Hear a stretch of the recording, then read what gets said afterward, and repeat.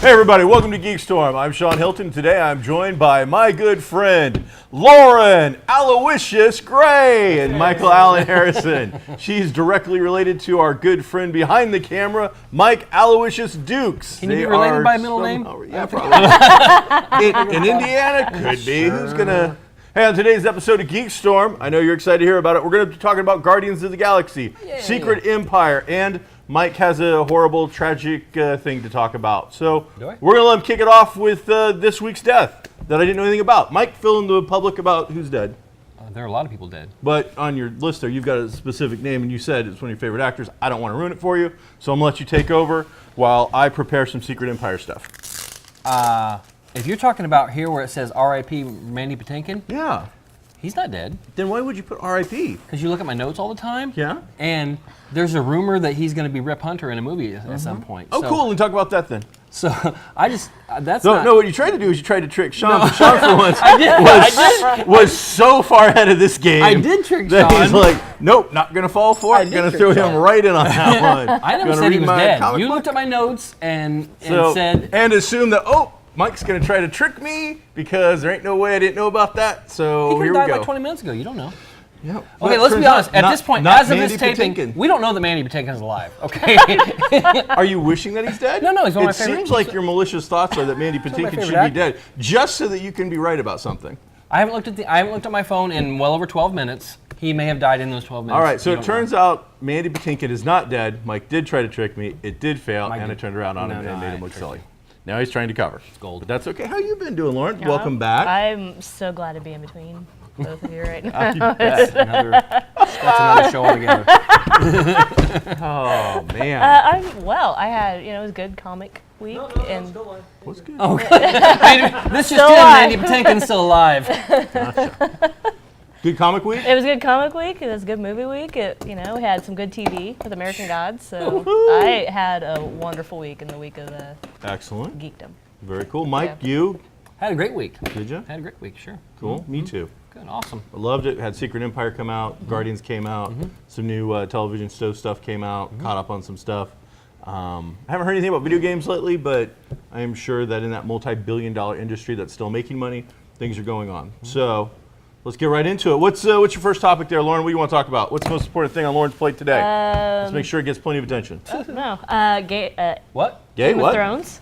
Game of Thrones. I'm like, there's probably a video. Yeah, Game of Thrones, a new porn parody. Game. Okay, that's cool. I'm gonna read my comic. You figure it out and let me know what's going on.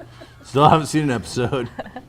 HBO just said that they're going to do some spin-off shows. 4 of them. Yeah. 4? Well, they've got 4 in development. Yes. Now that's the initial stage, but they've got 4 people where they're saying, I'm going to pay you to write up a treatment on this, and this, and this, and this. 4 different creators. Any word on what it is? Are we looking at prequels, sequels? Just No. it's in I could only hope it's a universe. prequel with Robert's Rebellion and Mad King Eris and all that stuff, but we don't know yet. 4 different ideas, 4 different Mad King Eris. 4 different things. He's my favorite. I'm sure You don't know what you're talking about. No clue. So that'll be pretty interesting. Now, 1 might get made, 4 might get made, who knows? But it's the most popular series HBO's ever had, and we're getting ready to start the 7th season, and they're into writing the 8th and final season, both short seasons, both I think 6 to 7 episodes each. They wanted to milk it out even more rather than having it compacted into one. Now, season. do we know if these are going to be these shorter seasons? Are they going to be weekly, or to milk it out, are they going to go? We're going to give you one every 3 weeks now. I don't think Game of Thrones has ever done that skip a week thing. I think they've always done the entire 10-week run. The reason for the shortened episodes is that they're now finally at the culmination of everything that's been going on in these past 6-7 years, and It's just pretty much battles from here on out, so it's going to big cost a lot fights. more money Fight to to death. make the episodes. So. Oh, so they're expensive. Yeah. So hopefully they look good. Yeah. Well, they that's will. cool. Oh, they will, yeah. So yeah, it'd be neat to see what they decide to You know do. what would be really cool What? is if they could get Mandy Patinkin Oh, to be he's in one available. of these spin-offs. Available. Turns out he's still alive. I've been now I have heard from lots of different sources. He's like really hard to work with. Really? Yeah, that's he was. Oh, what was that one show? He was about the Criminal Minds? no the Death Angels. Homeland? Death No, the Angels. cool show. The Death Angels. Yeah, the people who go around collecting people's souls. Dead Like Me? Yeah, I didn't see that He one. was in the first season of that, and Was then he? they had to replace him or get rid of him because Hmm. he's not in there. But if you've not seen Dead Like Me, go see Dead Like Me. For those of you who like a sarcastic, dark humor, very like it's funny, but at the end of episode, you're also like, you know, you feel a little like your guts have been kind of stretched a little bit because man, it was funny, but Yeah. oh man, it was wrong. Wow. And just really. Yeah, first actress I've ever seen that has resting bitch face as an actress throughout the whole thing, and that's why she got the job. So yeah, I would think make you would. money. You would. I would make so much money. I can quote on that. Next. Hire me. Story. Hey, do I look fat in this dress? Hey, do I look stupid? Not gonna ever. All right. Plus, I don't wear dresses, so it doesn't That we know matter. of on camera. No, I mean it was good enough for Hoover. What's next, Lauren? American Gods What premiered about this it? past week. Oh my Neil goodness. Gaiman's American Gods, the famous novel, Yes. turned into a comic book, turned into a TV series. Yes. Oh, well, tell us all about it. It premiered on Stars. I am super excited for it. I love the book. The first episode was very much in the same vein as the book. It had the same spirit of it. And I am looking forward to seeing kind of what they have play out. We'll see Media next week. Gillian Anderson's played by her, or she plays Media. And I'm looking forward to see all the different iterations that she will manifest as. Lucy Ricardo, David Bowie, Diane from Cheers, a Telecaster. So, I mean, you're saying all this, but to somebody who doesn't know what American Yeah. Gods is, give us a basic breakdown on this concept. So all of the old gods are still kind of around. Odin from all different kind of mythologies. So they have like a they- God social club. Kind of, yeah, Alright. a little bit eventually. They've kind of just learned to assimilate themselves into American life because not very many people believe in them anymore. Odin? There is a new Odin! Big fan. Oh, that's There Love are his a work. new sect of gods, media, technology, internet, stuff like that, that have now taken kind of power over everyone. So the old gods kind of said, I don't want to do this. We're not going to sit back and let you guys take over. Let's start a civil war. So the basis of the series, without kind of spoiling a whole lot of it, is all of these gods will be getting round up for a giant battle. Shadow, the main character, is enlisted by the old gods to help them, and the new gods try to entice him to go over to their side. So in the first episode, we met Technical Boy, who is the god of technology, which is why you saw the kind of crazy car that he showed up in. And next week, we'll see Media, who is another new god. Cool. I watched it. I started reading the book, I'll say a couple of years ago, and I only got through a few chapters before I put it down. And I think that had more to do with the writing style than the story. And the story was intriguing to me, but never picked it back up again. And then the night that it premiered on Sunday, I was talking to Casey about it. I said, we're going to try this show tonight, and so she absolutely knew nothing about it. And I just gave her a super brief synopsis of old versus new like you did. And she really enjoyed it, and I enjoyed it, and so it was accessible to somebody who obviously isn't a fan of the material, and somebody who has a rudimentary understanding of it, and from what I understand, people who really enjoyed the book also enjoyed the series. Casey loves spoilers, so while we were watching it, she's looking up stuff, and I guess maybe the first book is covered in the first 2 seasons of the show. I don't know what happens after that, but that's where they're going right now. But it's got Ian McShane, and I'll watch Ian McShane paint a wall. I don't care. He's awesome. And, It's got a fantastic cast. oh regardless, yeah, like it really everybody does. in it has It been really does. I Great. just want to see Ian McShane curse. I mean, if he cursed He the did phone that. book, I'd watch that.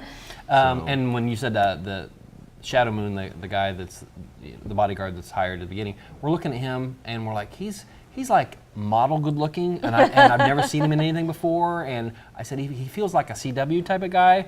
And she looked him up, and he was on the 100. The 100. So like that was that's exactly what they go for. That's him. So, but he was good in it. It was a good show. Speaking of TV that wasn't good, you and I have both caught up on The Flash recently. Sure. Or at least I've caught up on The Flash, and maybe you already caught up. I was 2 episodes behind. They finally had their big reveal for the 3rd season's Big Bad. The 3rd speedster in a row. Love The Flash show. Look at what CW does with this more lighthearted fare.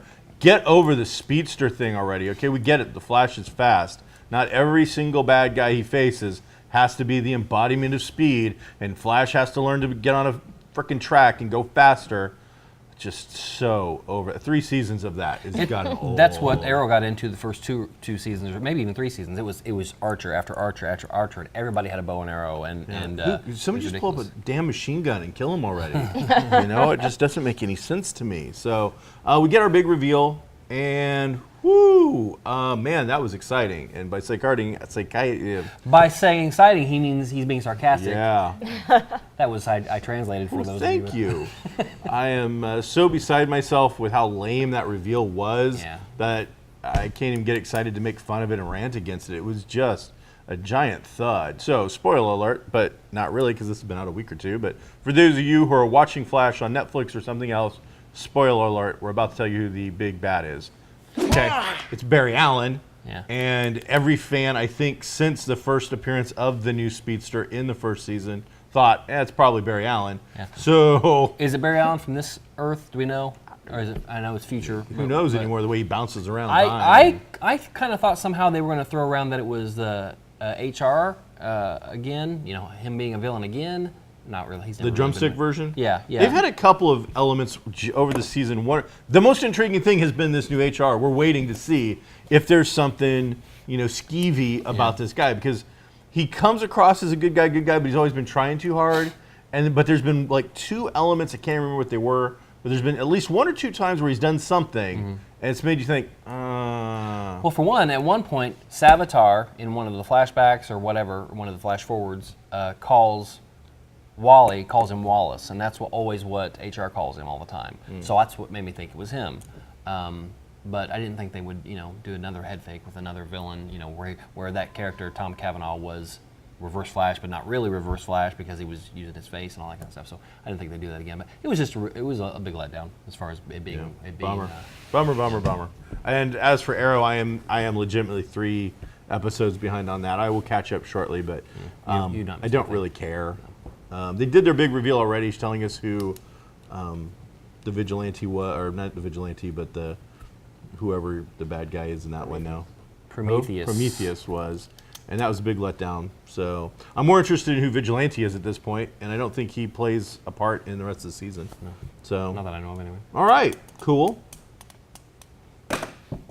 What else? What do you got, buddy? I got a lot of things. Let's here. talk about Guardians. We went and saw that last night.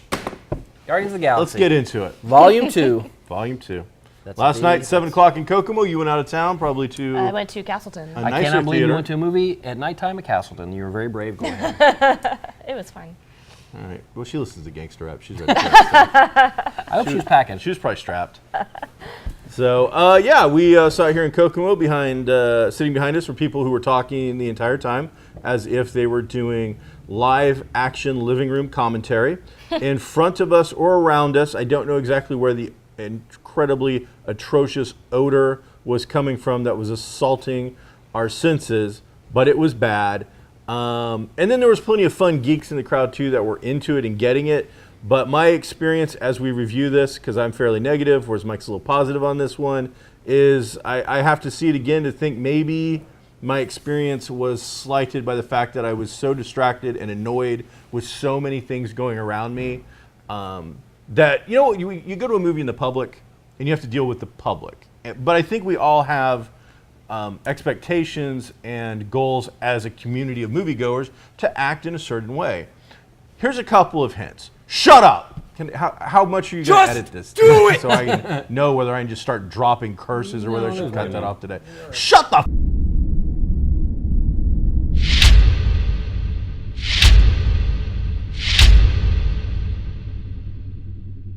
Curse filter engaged. Shut up! And then you're just repeating the line you heard like 3 seconds ago. If you're under the age of 7 and have maybe a lack of bodily control of your bowels and stuff, then I understand that you're so young that's cool. I get it. And then I'm okay with it. But when you're old enough to legally drink and you're not intoxicated, then I have to wonder why it is you can't shut up for 35 seconds. Secondly, if you're going into a large crowded public place, take a shower, wear some deodorant. Now, I understand that people have some medical conditions and whatnot, but it turns out there's not a seating area for that, and then I have to deal with it. I'm a fat, out of shape dude, and yet I manage to take a shower every day and put on extra deodorant when I'm going into an environment like this. It's going to be crowded. The heat is going to get hot, regardless if it's a negative 100 outside or positive 100. It doesn't matter. That theater is going to get hot. You are going to sweat. Take the time to prepare yourselves for that, you heathens, and quit ruining the experience for everyone else in the... So, Mike, what did you think of the movie? Lauren? Do you have a chance? So the movie was entertaining. Cool. It was hilarious. I think it had pacing issues for me. Oh, yeah. Not to say that was necessarily a negative part of the movie, but the pacing was definitely off. I don't know if it was because they tried to fit so much stuff into, that 2.5-ish hours of running commentary, but the de-aging CGI looked amazing. Of Kurt Russell. I did turn to Mike and go, I can have Escape from New Orleans if I want it now. They can make it happen. There's no reason I can't get it. It was really hard to tell that it was CGI. It was fantastic. The movie was good. pretty. Baby Groot is my favorite. I love him. The comedy was there. Like I said, I just think it had pacing issues. Definitely in the first act. It kind of picked up towards the end, but I enjoyed it overall. It was a fun movie. Was it the super big blockbuster start the summer movie era movie that I wanted? No, but it was fun and it was worth to see, and I'll probably go see it again just so I can kind of catch all the Easter eggs that they put in there. There's a lot. They're coming at you fast and furious. Oh yeah. Mike, what do you got? Because you liked it. I liked it a lot, and I do want to see it again because I know there's tons of stuff that I missed, and that is one of the very few problems that I have with this movie is that this is the first time I was in a movie watching it, and I thought, I wonder if that guy gets what just happened. I wonder if that guy up there that might not be a comic fan or might not know much about the Guardians is enjoying that super cool thing I just saw on the screen because he has no idea. He thinks it's another alien. He thinks it's another whatever that he doesn't recognize because it's chock full of many almost Cantina-esque number of different types of aliens in this movie. So that was one thing. Were there too many inside jokes or inside references, Easter eggs, if you want to call them that, for a casual fan to enjoy, or maybe they just enjoyed it in the way that they are able to enjoy it, and they didn't get the pleasure out of it that I did. The other thing was, it seemed like the humor was super front-loaded. Like in the first 30 to 35 minutes or so, joke, almost One-liner. Almost like in the scripting of a sitcom, they have to hit a joke every I think 40 seconds or something like that. There has to be a laugh. It seemed like that at the beginning. Then it slowed way down, hit the brakes. So much so that, like I'll say, an hour and 10 minutes into it, when Drax goes into one of his big laughter deals, you're like, oh my gosh, we haven't laughed in like 15 minutes, for whatever reason. But again, the tone is changing in the movie, and the story is changing. So having it that front loaded, was it too funny? That was also a small concern. And then the thing that I thought last night, and have kind of backed off a little bit on tonight, or by today, is I thought the music was almost too overpowering in that it was almost like an additional character in the movie, in which it wasn't just the background of what's going on or the background of an action scene. It was, they were using it, they definitely used it with Kurt Russell and Chris Pratt to tell a story of him and his mother and father, but also it seemed like this would be a good place to stick in. I know how popular the soundtrack is in this movie that I just made last time, so I know this is going to be popular too. I need to be able to shoehorn in a few songs. So this is a scene I'll write so I can have something going on the screen that's pretty while this song plays. I'm not poo-pooing on the soundtrack at all. I liked it a lot. But if I felt that, if I noticed that, then maybe somebody else did as well. So Other than that, those are 3 very minor things. I really enjoyed the movie a lot. I want to see it again. The beginning sequence with Groot, I want to watch it again just so I can watch I want to watch the background. I want to see everything that's happening in the battle with the big squishy alien thing instead of watching Groot like we were all fixated on. So I thought it was a really good story. I was more excited at the 5 final cutscenes. Oh yeah, they're cool. Can I talk about them? Sure. We're gonna spoil it. Spoiler heavy. Adam Warlock, right there. I was like, oh, okay. Yeah, we're going there. I had this really annoying guy sitting right next to me that was like doing the whole scene before it happened. That's Adam Warlock. Yeah. Oh yeah. Exactly. I was like, yeah, I work in a comic store. Shut up. I kind of know already. Oh wait, no. It'll make you feel better if you tell me. Wait, that wasn't the guy in back of me. That was Mike. I didn't lean over and say, "Hey, in case you didn't know, this is going to be Adam." She said, "I think I will call him," and then she had a pause, and I just mouthed the word Adam because that's what she was getting ready to say. That's exactly what happened, and you're a liar. If anything else comes out of your mouth, why don't you ask Mandy Patinkin if it's true? I can because he's still alive. I thought it was a fun little comedy action adventure, whereas I loved the first one because it was an action adventure comedy. This one was straight up a situation comedy put to a 2.5-hour soundtrack. I thought that the story itself felt a little rudderless, meaning it just, who cared? There was never any threat. Ronan? That guy made me think he could take over the universe and destroy everything. He made me feel great amount of trepidation that my heroes were in trouble. Now, I don't know if it's just because Kurt Russell's a sexy bastard, or if he is so suave and charismatic that you just go along with his plan, but the upfront guys that the Guardians do dirty they come across as completely inept, comedic throwaway characters, and that's a good chunk of who's coming after him. Then the Ravagers show up. No point in time do you ever feel that the Ravagers are going to be a threat. They're the second wave of comedy relief where a giant trash panda just takes them apart for laughs one by one. Was so it a triangular-faced monkey? No, the lines are great, but so then you had that. Then you have the next guy show up who's the actual legitimate threat, Ego the Living Planet, Kurt Russell. And there's a wonderful story about him, but again, at no point at all do I ever feel that any of our characters are in any real trouble. Nebula shows back up from the very beginning, and she poses a threat, yet it is so, I don't know if it was because we've seen so many previews, or if it is just so shotgun explained in your face that they're obviously going to get back together and be friends and family again. The whole thing just, there's no surprises, really, besides the Easter eggs. The actual ABC, the plot that makes up the threat to the universe is cookie cutter, easy to see, and at no point in time do you have to ever stop laughing because the entire time it just feels like it's going to work out. I think you might be talking about, there are certain tropes that were recognizable when you mentioned, the family members, reconciling things. Well, family. Like that. But going into it, they did a great job of not telling us anything about the story. We didn't know anything about. We knew Ego was with Kurt Russell. We had no idea what he was going to do or what his story was going to be about, as far as how or why he left, how or why he even came to the planet, all that kind of stuff. Did you notice? Oh, and I almost leaned over, but apparently you would have gotten upset if I did lean over to you. Shut up. When the pod thing that he left on planet Earth started to grow and was taking over the town, one of the cars that was getting overtaken by. That's the one. Yeah. Okay. The guy driving or the guy in the passenger seat, whatever, was an aged version of the character in Guardians 1 that came out and got Peter.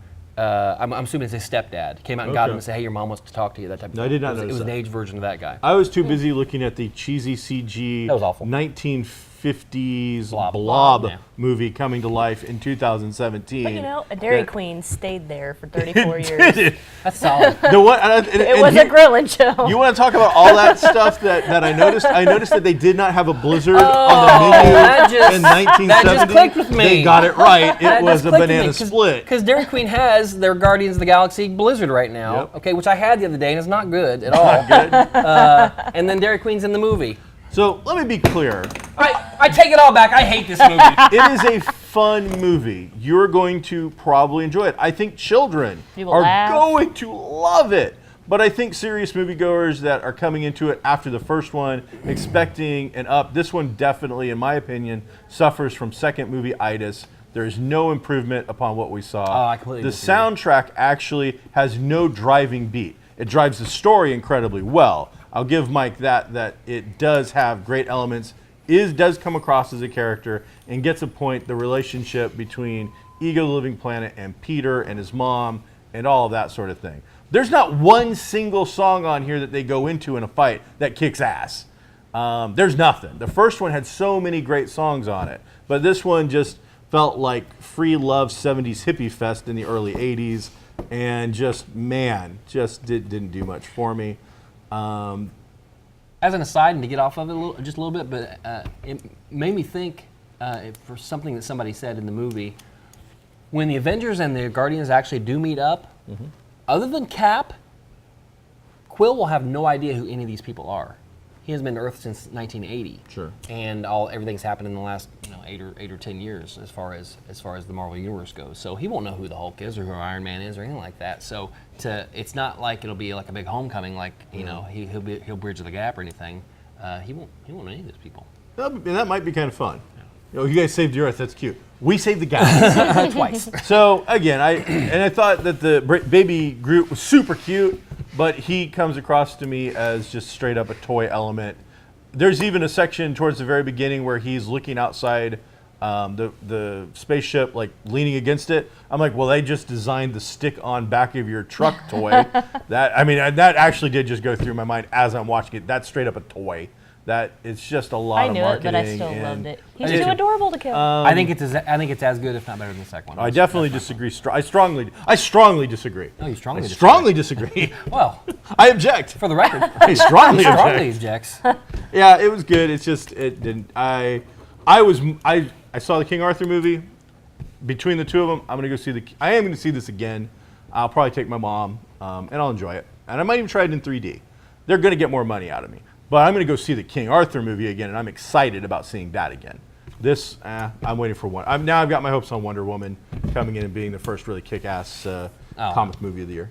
So, I can hope. I'm not saying it's going to happen. No. But I got my I think hopes. Wonder Woman would be great. I think this is better than Wonder Woman. Yeah, I hope not. How much time we got, Mike? 3 minutes.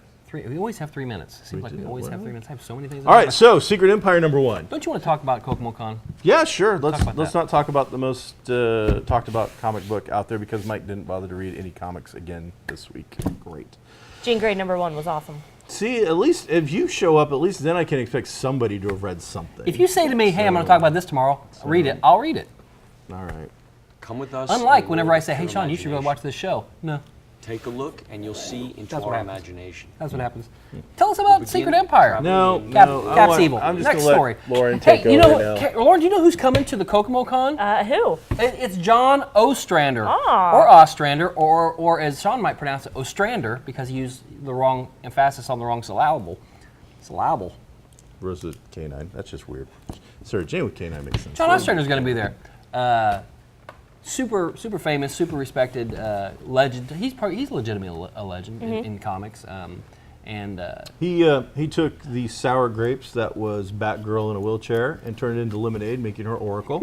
Created Amanda Waller, created the modern day Suicide Squad, and defined those characters, as well as having an influence in Marvel Comics, DC Comics, and even independent comics, and then having a huge run with Dark Horse in their expanded universe Star Wars line. He did a lot of Star Wars comics. Yes, he did. There's a reason that the Kokomocon waited until May 4th to announce him, because if you look at his list, it's a huge amount of Star. His latter half of his career has been defined by his work in the Star Wars field, which is great, but unfortunately Marvel took it over, and you have this guy who's a well-experienced comic writer, knows the universe, knows the characters, and as far as I know has not had any work on those books yet.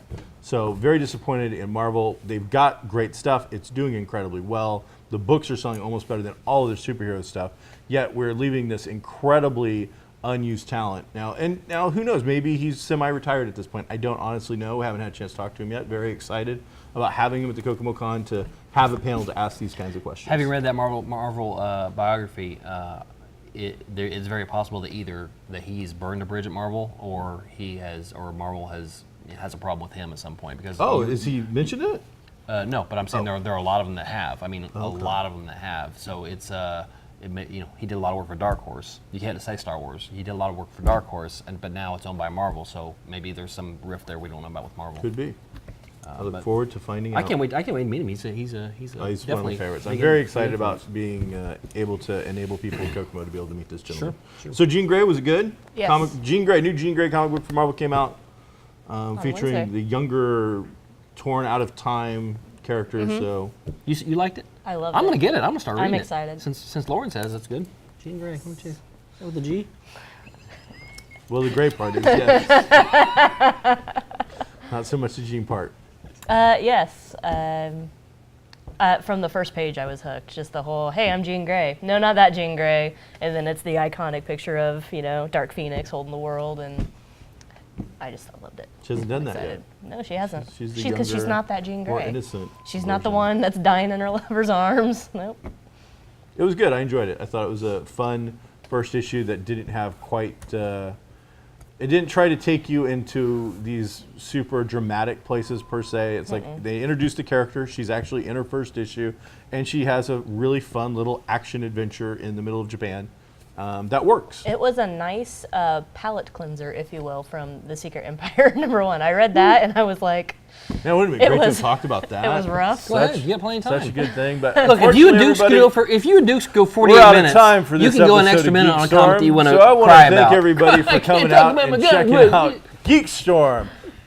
Taped in the heart of downtown Kokomo at everybody's favorite Midwestern toy store, if not the entire universe. The Guardians would definitely want to save it. Located at 111 East Sycamore, you can locate Kokomo toys and collectibles in the heart of downtown Kokomo at Geek Street, just down the street from Comics Cubed, my place, which we invite you to come and check out all the time, at least the hours that we're open. And when we're not open, you can just walk by and wave and go, wait, that's that store that guy told me about on that show that we saw on the YouTube or Channel 2.